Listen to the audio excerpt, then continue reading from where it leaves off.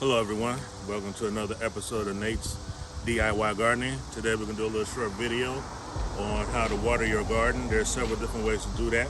Before we get started, make sure you hit that thumbs up and hit that subscribe button. Again, we want to make my video more searchable on YouTube. Let's get started. Alright, so there's a few ways you can water your garden.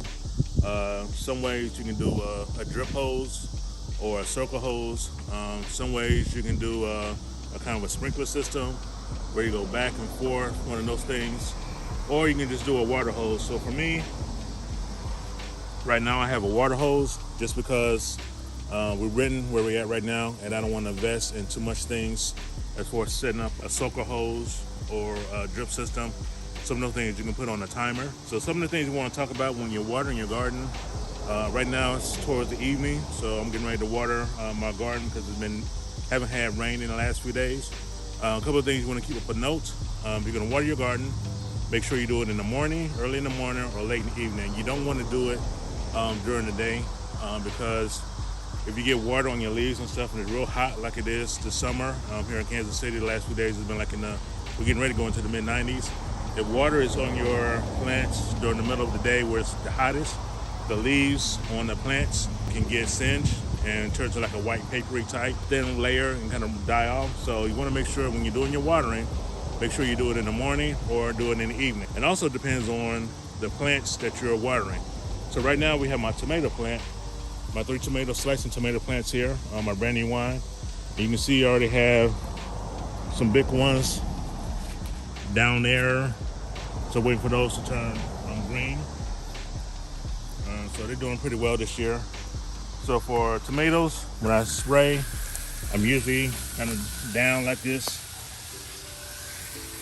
And I'm hitting the roots of it. A couple of basil plants that I have right there.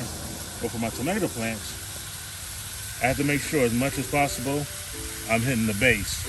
Because what happens is if water splashes on, like all up in here and stuff like that, especially if a lot of dirt gets splashed up on here, then it gets like bacteria and your plants start to wilt and die. So with tomato plants, as much as possible, you want to be on the base when you water them, right? So like here, I will need to trim off some of these dead leaves right here because of they're kind of dying off a little bit. But tomato plants, you want to be in the base.